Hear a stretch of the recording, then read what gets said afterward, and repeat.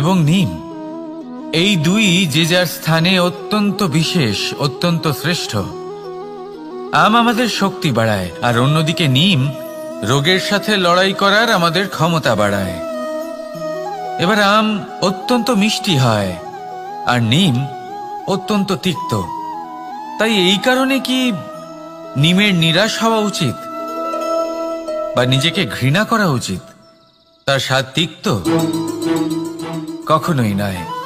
দেখুন, নিম তিক্ত, এতে নিমের কোনো দোষ নেই। দোষ হলো জিহ্বার, যে মিষ্টি পছন্দ করে, তিক্ত পছন্দ করে না। কিন্তু যদি আপনি নিজের জীবনে নিমের প্রয়োগ না করেন, তাহলে আপনার রোগ প্রতিরোধ ক্ষমতা বাড়বেই না। তাই নিম হলো অত্যন্ত গুরুত্বপূর্ণ। এর থেকে আপনি কি শিক্ষা পেলেন? এটাই যে জীবনে কখনো অন্য কারোর মাপকাঠি দ্বারা নিজেকে পরখ করবেন না।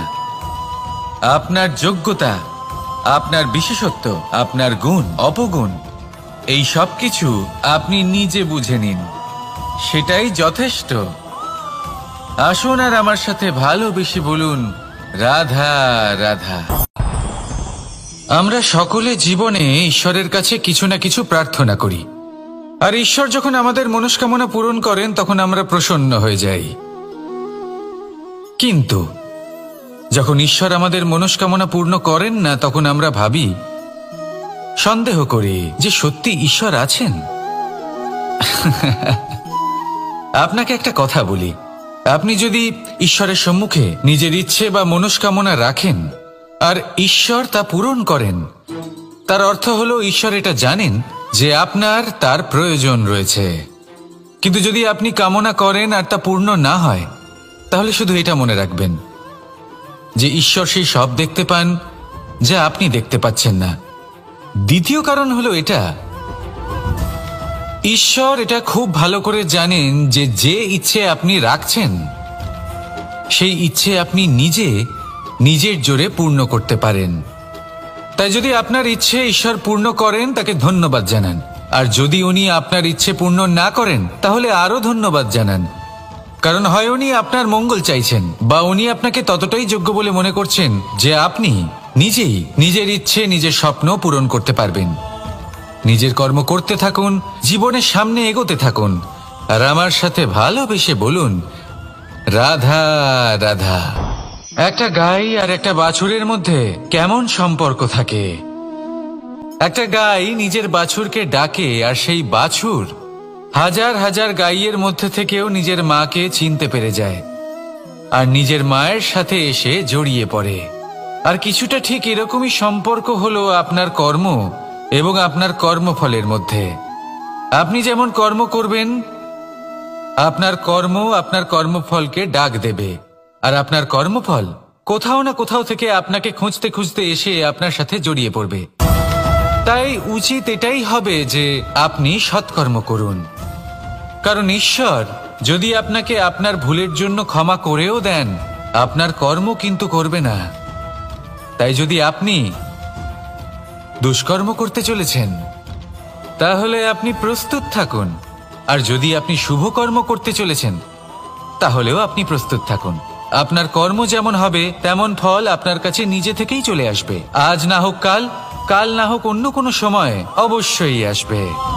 আসুন আমার সাথে ভালোবেসে বলুন, রাধা রাধা। কোনো বাড়িতে, কোনো পরিবারে যখন কারোর জন্ম হয়, তখন তা কত সুখের মুহূর্ত হয়। সেই ছোট্ট সন্তান যখন কিছুটা বড় হয়, সে হাঁটার চেষ্টা করে, আর সেই প্রক্রিয়াতেও খুব বড় একটা শিক্ষা লুকিয়ে রয়েছে, ঠেলে দেওয়া। যখন আপনি হাঁটতে চান, সামনে এগোতে চান, তখন আপনি কি করেন? নিজের পায়ের তলার যে মাটি, তাকে আপনি পেছনে ঠেলে দেন।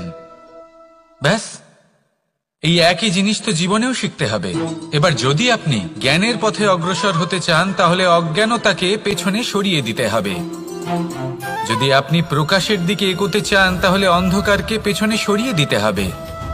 যদি আপনি ভবিষ্যতে সফল হতে চান, তাহলে অতীতের যে অসফলতাগুলিকে পেছনে সরিয়ে দিতে হবে।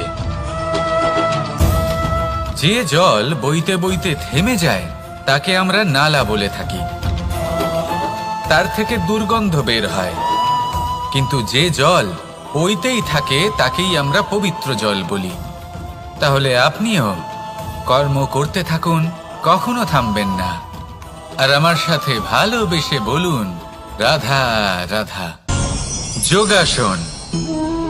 যোগাসনে আসন অত্যন্ত গুরুত্বপূর্ণ। এবার আমি বলবো সবথেকে শ্রেষ্ঠ আসন কোনটি। আশ্বাস। নিজেকে আশ্বস্ত করতে থাকুন যে আমি আছি, সব ঠিক হবে, যা হচ্ছে ভালোর জন্য হচ্ছে। এই আশ্বাস আপনাকে জীবনে এমন ধনাত্মক বিশ্বাস দেবে যে আপনি বড় বড় সমস্যার সমাধান করতে পারবেন। এবার যদি কথা বলি সবথেকে কঠিন সময়ের, তাহলে সেটা হলো বিচ্ছেদের। যা মা সীতাকে সহ্য করতে হয়েছে শ্রীরামের জন্য, রাধা কৃষ্ণকেও সহ্য করতে হয়েছে। যে ব্যক্তি বিচ্ছেদের সময় সঠিক পথে চলে এসেছে সে জীবনে অনেক শ্রেষ্ঠ স্থানে অবশ্যই পৌঁছতে পারবে। এবার যদি কথা বলি সবথেকে জরুরি এবং গুরুত্বপূর্ণ সময়ের, তাহলে সেটা হলো সংযোগ। সকলকে সাহায্য করতে থাকুন। আপনি অন্যদের সাহায্য করে তাদের যত আনন্দ দিতে পারবেন ততটাই আনন্দ আপনারও জীবনে অবশ্যই আসবে। আসুন আর আমার সাথে ভালোবেসে বলুন, রাধা রাধা। কামবোধ, এটাই আপনার অন্তরের প্রথম শত্রু। বেশিরভাগ মানুষই কামবোধ বলতে লালসা বোঝেন, কিন্তু এটা সম্পূর্ণ সত্য নয়। কামের আসল অর্থ হলো কামনা। এটা খুবই সহজ ব্যাপার। মনুষ্য শরীর থাকলে, মানুষের মন থাকলে এই কামনা অবশ্যই থাকবে। এবার এটাই দেখতে হবে যে এই কামনা নেতিবাচক কামনা নাকি ইতিবাচক কামনা। অন্য কারোর জিনিসে নজর দেওয়া, অন্য কোনো মানুষের উপর নজর দেওয়া, কোনো অনুচিত বস্তুর দিকে নজর দেওয়া, এই নেতিবাচক কামনা। আর এই দুষ্কামনা মানুষকে দিয়ে অপকর্ম করাবেই করাবে।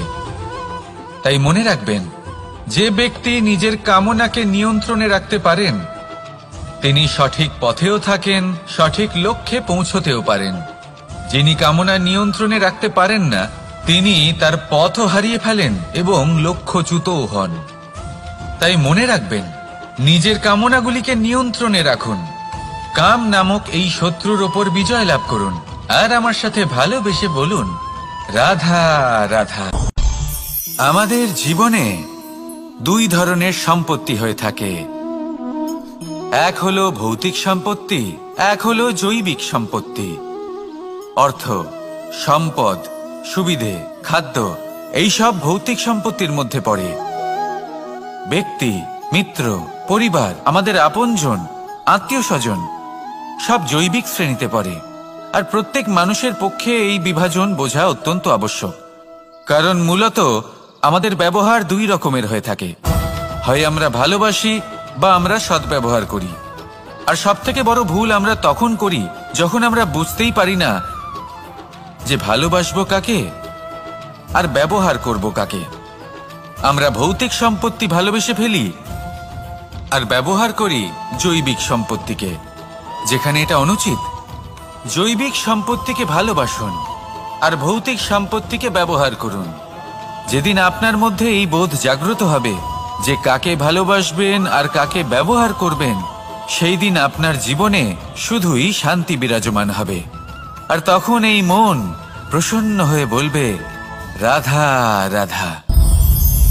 কাল, আজ এবং কাল, আমাদের সমগ্র জীবন এই তিনটির আশেপাশেই ঘুরতে থাকে।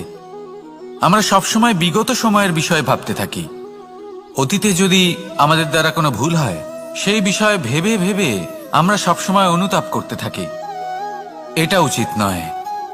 দেখুন, অতীতের থেকে শিক্ষা লাভ করা অত্যন্ত আবশ্যক, কিন্তু সেই ভুল যাতে আবার না হয় সেই কাজটা কিন্তু আপনাকে বর্তমানেই করতে হবে, তাই না?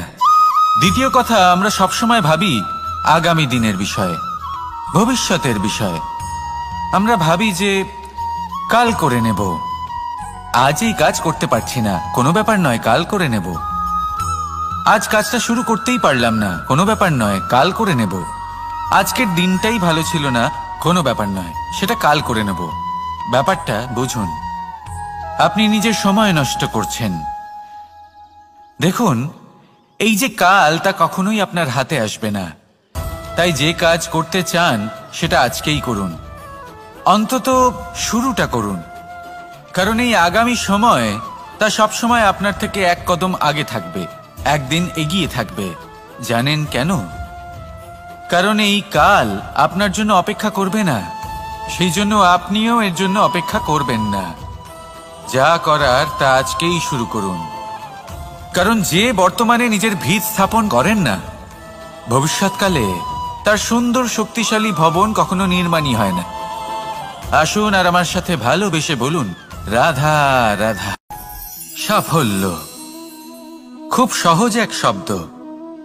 এটা হলো সেই সব শব্দের মধ্যে অন্যতম যা মানুষ একটু বুঝলেই ভাবেন সব বুঝে ফেলেছি। আর যেই উনি বুঝতে পারেন সাফল্য কি, আজীবন সেই সাফল্যের পেছনেই ছুটতে থাকেন। এই সাফল্য হলো একটা খেলার মতো, যাতে মানুষ নিজের সমস্ত জীবন বাজি লাগিয়ে দেন। আর প্রত্যেক খেলার মতোই এরও কিছু নিয়ম রয়েছে। আর প্রাথমিক নিয়ম হলো, এই সাফল্য লাভ করার জন্য সাফল্য লাভ করার স্বপ্ন আপনাকে অবশ্যই দেখতে হবে আগে। হ্যাঁ, কিন্তু শুধুমাত্র স্বপ্ন দেখলেই কিছুই হবে না। স্বপ্ন দেখুন, তারপরে আপনার নিজের নিদ্রাকে ভঙ্গ করতে হবে, দিনরাত পরিশ্রম করতে হবে, দিনরাত চেষ্টা করতে হবে। তবেই এই সাফল্য আপনার কাছে আসবে আর আপনার পদানত হবে। তাহলে স্বপ্ন দেখুন আর পরিশ্রম করে তাকে সার্থক করুন। যদি এটা করেন তবেই সাফল্য সহজেই আপনার কাছে আসবে। আর তখন মন প্রসন্ন হয়ে বলবে, রাধা রাধা। সমস্যা, প্রত্যেকের জীবনেই সমস্যা আসা যাওয়া করে। আর প্রত্যেক মানুষ সমস্যা আসার পর তার সমাধান খুঁজতে উঠে পড়ে লাগেন। কিন্তু যখনই সমস্যার সমাধান হয়ে যায়, আমরা সুপ্রসন্ন হয়ে যাই এবং অসাবধানও হয়ে যাই। আমাদের মনে হয় যে আমরা সম্পূর্ণরূপে সমস্যার অন্ত করেছি, কিন্তু কোথাও না কোথাও একটা ছোট্ট বীজ রয়েই যায়। আর সেই বীজ আমাদের অসাবধানতার ছত্রছায়ায় বড় হতে থাকে, আর তারপর মহা সংকট হয়ে আবার আমাদের উপর আক্রমণ করে। এই সংকট যে কোনো রূপে আসতে পারে, কোনো শত্রুর রূপেও আসতে পারে, বা কোনো মহামারীর রূপেও আসতে পারে। সেই জন্য সবসময় সাবধান থাকাই উচিত। কারণ অসাবধান হলে কি হয়, আমাদের সুরক্ষা চক্রে একটা ছেদ উৎপন্ন হয়, আর আমাদের শেষ করতে পারে এমন এক বাণ সেই ছেদ বিন্দু হয়ে আমাদের হৃদয়ে প্রবেশ করতে পারে। তাই যে কোনো সমস্যার সমাধান করুন, জয়ী হন, উৎসবও পালন করুন, কিন্তু সাবধানে থাকবেন। আসুন আর আমার সাথে ভালোবেসে বলুন, রাধা রাধা। এই সংসারের অন্তের এর বিনাশের প্রারম্ভ কিভাবে হয়? কোনো যোগের মাধ্যমে, কোনো ভয়ানক অসুরের আগমনে, নাকি প্রকৃতির রাগের কারণে? না, এই সংসারের বিনাশের প্রারম্ভ হয় আমি থেকে। এই আমি, এই তুমি, এটা আমি করেছি, ওটা তুমি করেছো, এটা আমার, ওটা তোমার, আদি ইত্যাদি। এই ভাব যখন মনে বাসা বেঁধে নেয়, সর্বপ্রথম ঘর ভাগ হয়, তারপর বসতি, তারপর প্রাণ, আর তারপর দেশ, আর সবার শেষে সমস্ত সংসার ভাগ হয়ে যায়। আর এই ভাগ হয়ে যাওয়া শেষে মনোমালিন্যে পরিণত হয়। এখন এমত অবস্থায় কি করা যেতে পারে? কিভাবে বাঁচা যায় এই পরিস্থিতির থেকে? কিভাবে দূরে থাকা যায় এই বিনাশের থেকে? উত্তর সেই একটাই, করুণা। একে অপরের দরকারগুলি বুঝুন, একে অপরের সমস্যাগুলি বুঝুন, একে অপরের দুঃখের সাথী হয়ে দাঁড়ান, একে অপরের সুখের ভাগীদার হন। আর শেষে যখন এই আমি আমরাতে পরিণত হবে, তখন এই বিনাশ নিজে থেকেই দূরে চলে যাবে। তাহলে আমরাতে বিশ্বাস করতে শিখুন, আর আমার সাথে ভালোবেসে বলুন, রাধা রাধা।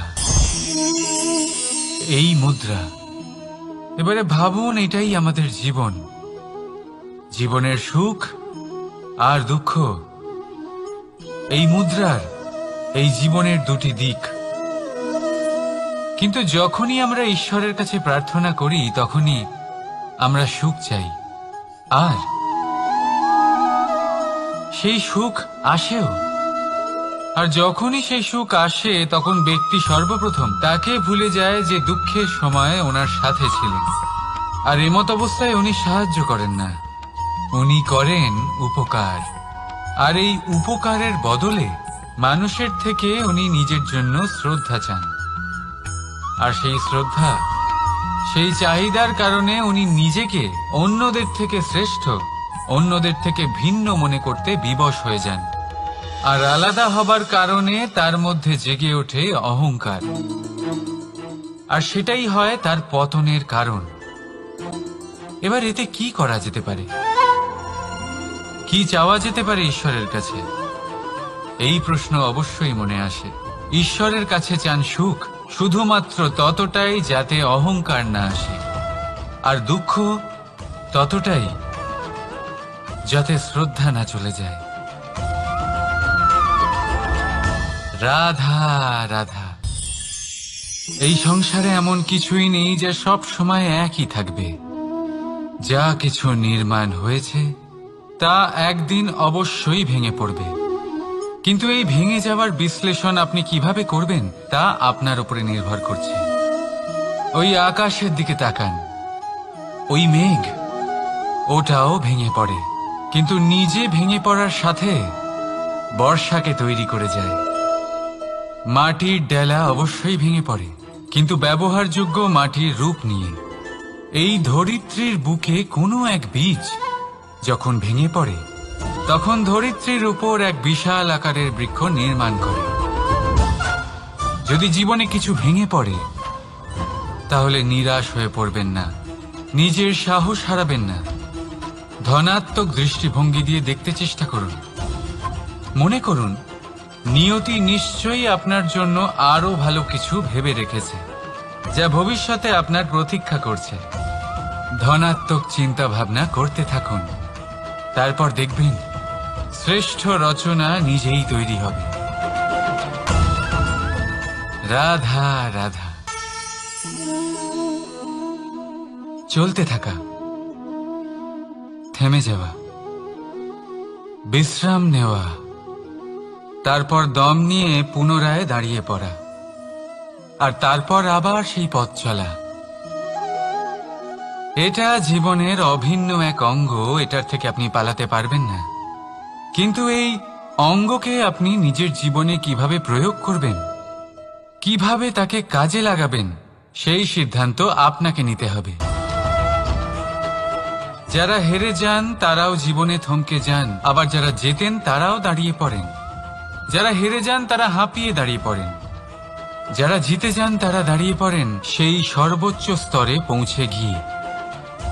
এবার দাঁড়াতে তো আপনাকে হবেই, তা হতেই হবে। কিন্তু কখন, কিভাবে দাঁড়াবেন, ক্লান্ত হয়ে নাকি সর্বোচ্চ স্তরে পৌঁছে গিয়ে, সেই সিদ্ধান্ত আপনার।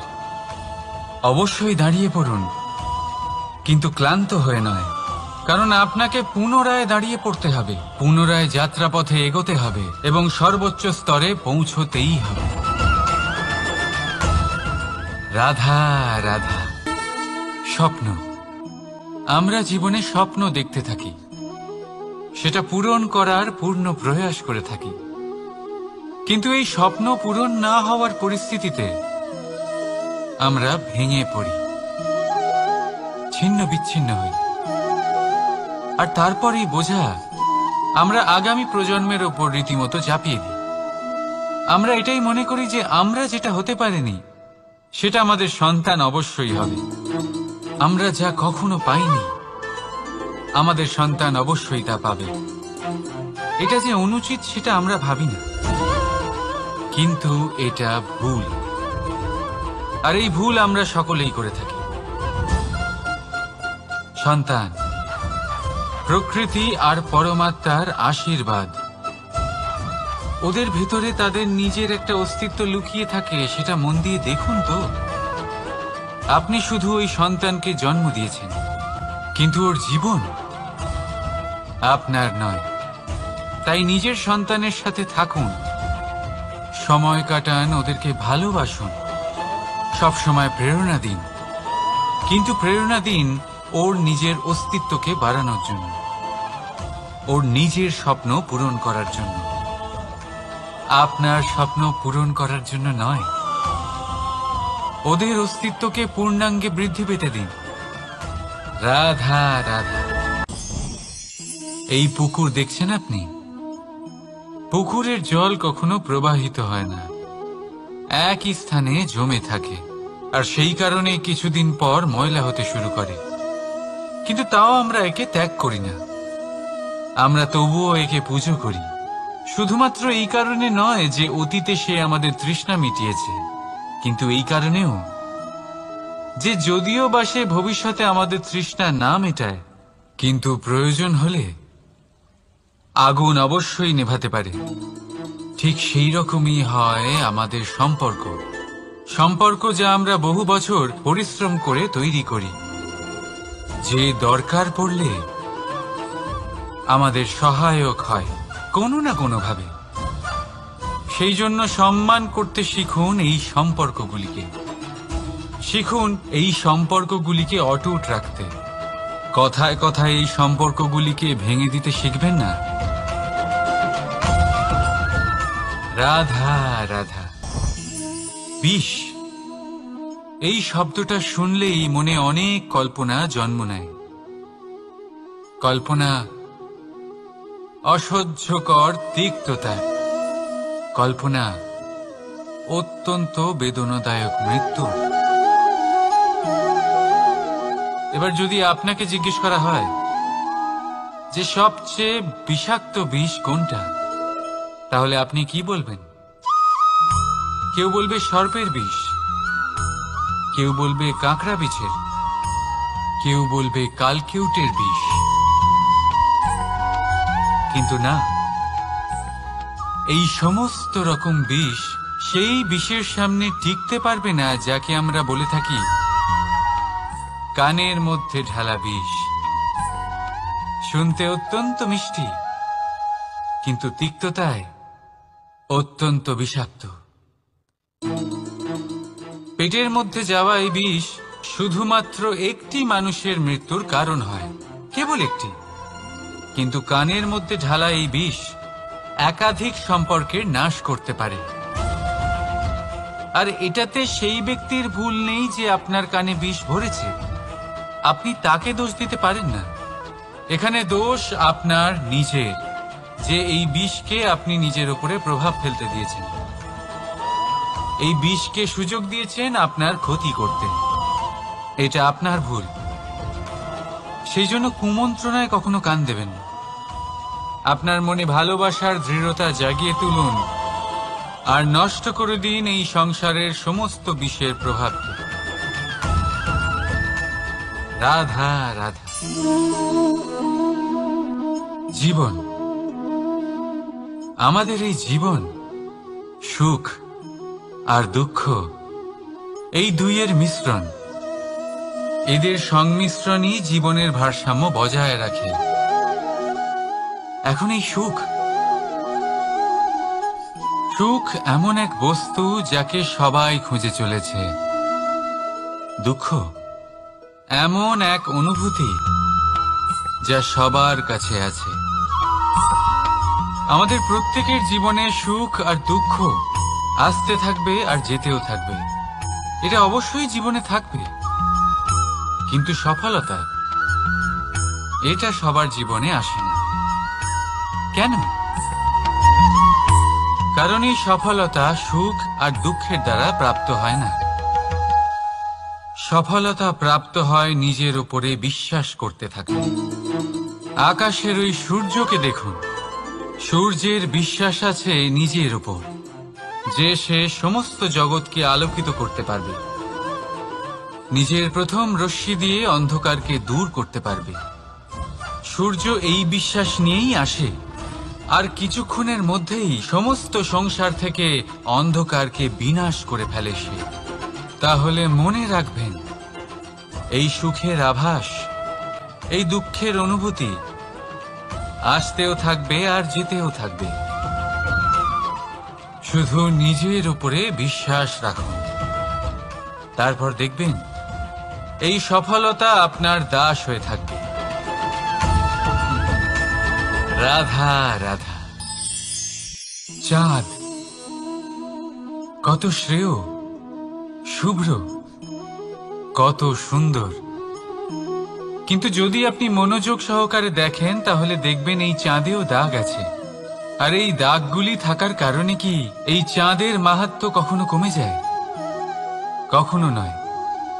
এর কারণ হলো চাঁদের নিরন্তর চেষ্টা। একবার এই আকাশে দেখুন, এই অন্ধকার সবসময় চেষ্টা করে চাঁদকে ঢেকে দেওয়া, কিন্তু এই চাঁদ সবসময় এই অন্ধকারের সাথে লড়াই করতে থাকে।